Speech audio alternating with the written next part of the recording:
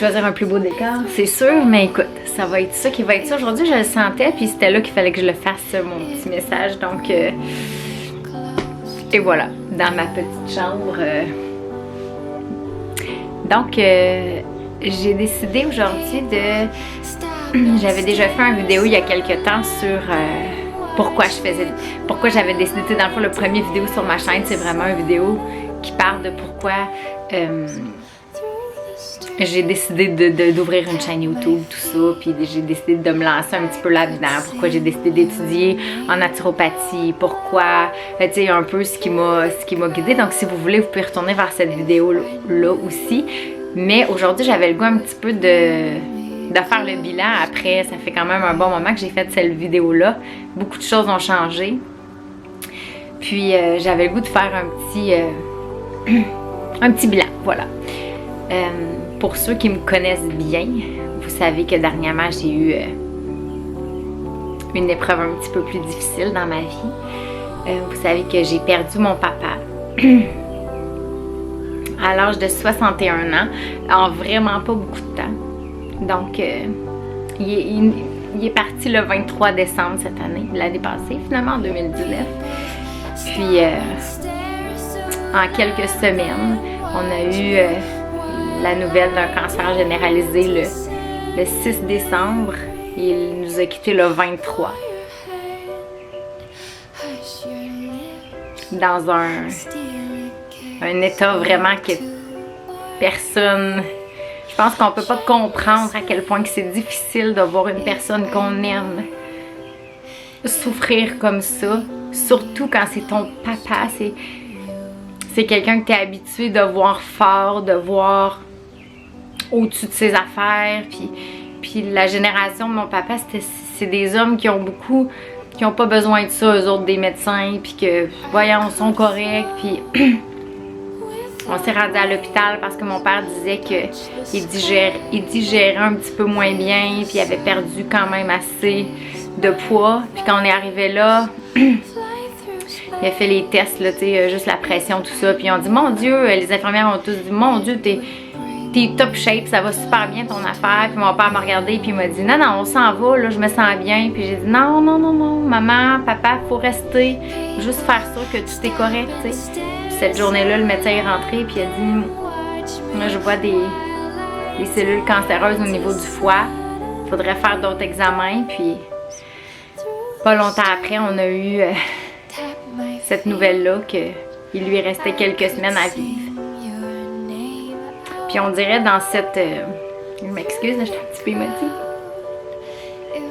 On dirait que dans cette phase-là qu'on a traversée, toute la famille ensemble, tu te rends tellement compte à quel point la vie, c'est fragile. Puis quand tu arrives à ces moments-là, à la fin comme ça, puis surtout quand c'est quelque chose qui est brusqué, là, qui est très très rapide, comme l'histoire de mon papa, tu te rends compte qu'il y a tellement rien d'important, rien de ce que tu as pu avoir comme matériel, rien de ce que tu as pu acquérir au fil des ans en tant qu'objet. Ce qui compte, c'est tellement la vie que tu as vécue, puis c'est tellement ce que tu as accompli en tant que personne, à quel point tu t'es développé en tant que personne, puis à quel point tu as vécu tes rêves et tu as vécu... Tu sais, moi, je crois beaucoup que dans la vie, qu'on est ici pour vivre une mission, tu sais, qu'on est ici pour accomplir quelque chose qui va changer le cours des choses pour nous et pour ceux qui nous entourent, tu sais. On est là pour changer les choses pour le mieux, tu sais. Puis mon papa, c'est arrivé tellement vite que j'ai même pas pu lui dire... Il s'est même pas rendu au moment d'acceptation de ce qui arrivait. C'était carrément pas du déni, mais de la frustration envers la vie. Puis il était pas de bonne humeur, il était fâché. Puis je le comprends, c'est tellement arrivé tellement vite. Puis d'aller dans les hôpitaux, tu sais, pour les rendez-vous, tout ça, les rendez-vous que tu le sais qu'ils vont pas donner grand-chose parce que tu le sais qu'il lui reste pas grand temps à vivre, tu sais. Puis d'être assis là dans la salle d'attente, je me rappelle d'une fois d'être assis là dans la salle d'attente avec plein de gens dans la salle d'attente qui ont tous le cancer, tu sais, puis sont tous là pour voir le médecin en espérant qu'il arrive quelque chose, puis qui ont 1000 questions, qui ont tellement de peur dans leurs yeux, tu sais, puis tu peux pas rien faire, tu sais. Je regardais mon père, puis mon Dieu, j'ai essayé de l'aider, là. Tu sais, mon père avait commencé à se faire des jus verts, je dirais peut-être 8 mois avant, tu sais, puis regarde ma fille, là, je me prends en main, je change des choses, mais c'est parce qu'il était tellement déjà trop tard, tu sais, puis tu sais, à la fin, mon papa, il était pas capable de boire de l'eau, tu sais. Les 2 dernières semaines, il était même pas capable presque de manger, tu sais, puis il était assis dans le salon chez ma mère, puis il essayait de boire de l'eau, puis il était même pas capable d'avaler, tellement que ça passait, ça allait directement au niveau des poumons, tu sais. Puis là, on a acheté des choses pour épaissir l'eau, puis OK, on va essayer avec des smoothies, c'est plus épais, puis on a essayé tellement de choses. Écoute, j'allais au Jean Coutu, ou j'allais ici à la boîte à grains, voir les dames, je disais, s'il vous plaît, j'ai besoin de quelque chose pour m'aider, puis on essayait des choses, puis j'arrivais avec des enzymes pour aider, pour que ça digère mieux, puis let's go, des soupes, puis on a tout fait pour essayer de l'aider, mais sans succès, tu sais, ben sans succès. Il n'y avait pas grand chose à faire, c'est ça qui arrive. Mais tu sais, c'est juste que je me suis dit, mais mon Dieu, mais pourquoi avant, il n'a pas changé les choses? Pourquoi on attend d'être rendu là? Tu sais, pourquoi, qu'est-ce que je pourrais faire, moi, pour peut-être aider des gens qui veulent un peu changer des choses, puis qui aimeraient ça, être capable de... avant qu'il soit trop tard, d'être capable d'appliquer des petites choses pour changer ou des... Écoute, je sais pas. C'est comme si mon papa, tout ce qui est arrivé, autant avec William, pour ceux qui le savent, tu sais. William, mon petit garçon qui a eu un diagnostic à l'âge de 2 ans et demi d'autisme.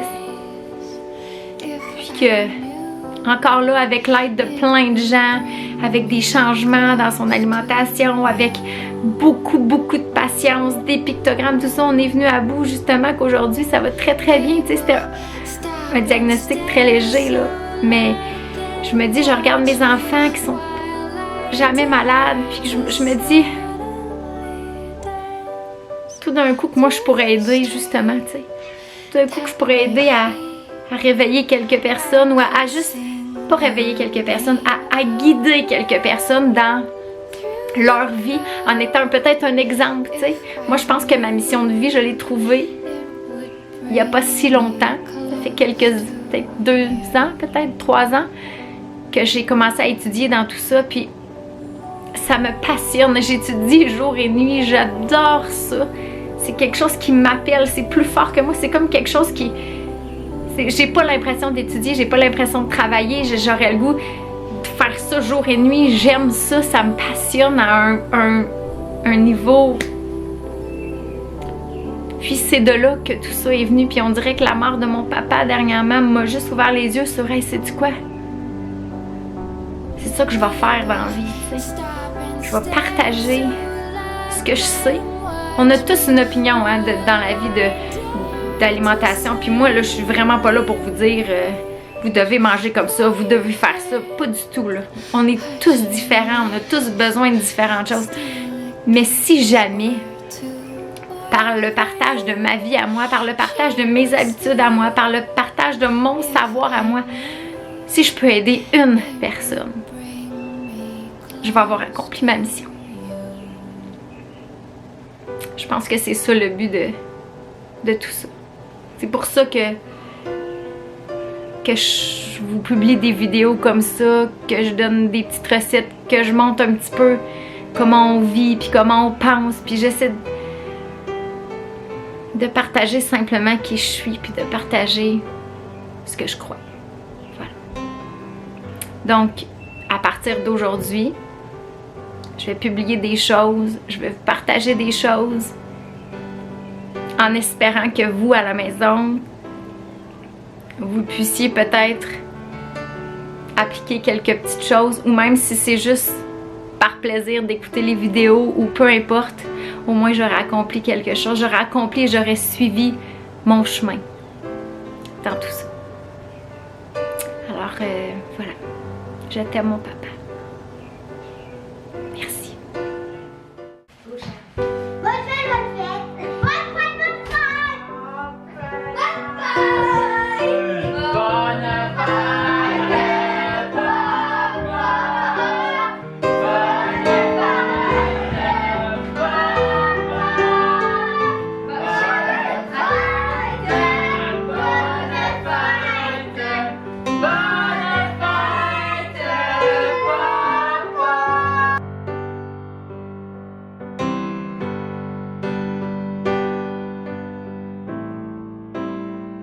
ça.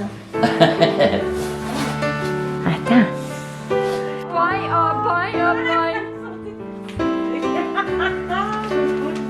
Un petit poisson. Il y a quelque chose faut pas trop tuer la faire à cause que. Détruis-la, là. Détruis-la, on va être sûr qu'il est dedans, tu vois. Pas que je veux pas tuer. On n'est pas capable de le faire. Attends, je vais le faire. C'est pour ça que j'ai laissé un petit trou. Ah ouais? Pour faire ça, pour ça. Il y a 3 $ dessus.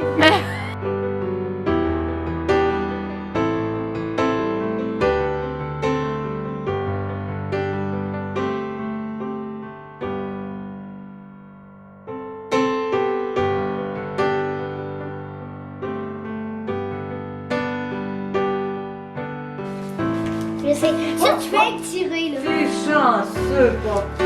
Wow! C'est un petit sourire. Montre-moi, papa. Montre-moi, il y avait ta photo sur un plaisir de 2 pièces.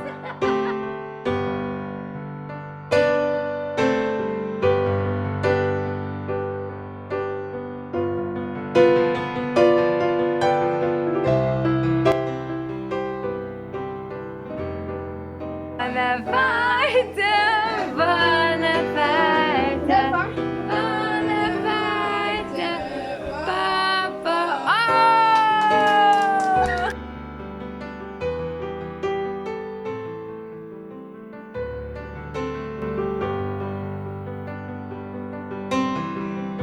Que Dieu protège notre amour et qu'il te garde près de moi. Je rêve de finir mes jours, ma tête appuyée contre toi. Que Dieu protège notre amour et qu'il nous donne bonheur et joie. Qu'il soit plus grand de jour en jour, brûlant comme la première fois. Que Dieu protège notre amour.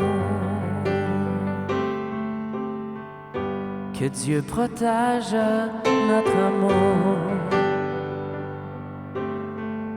Qu'il soit plus grand que le désir qui pourrait embrumer nos jours, nous faire pleurer, nous faire souffrir. Que Dieu protège notre amour et qu'il nous garde des faiblesses qui nous joueraient de mauvais tours et qui gâcherait notre vieillesse. Que Dieu protège notre amour.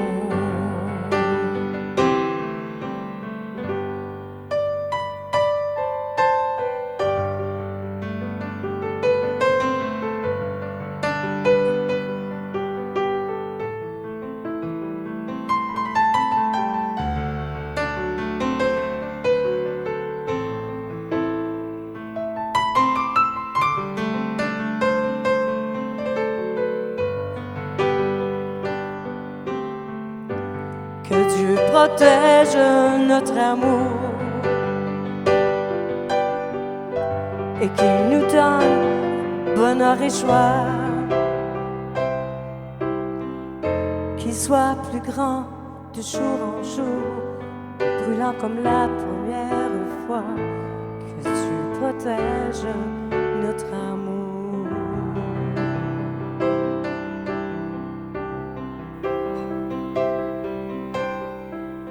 Je t'aime, mon bien.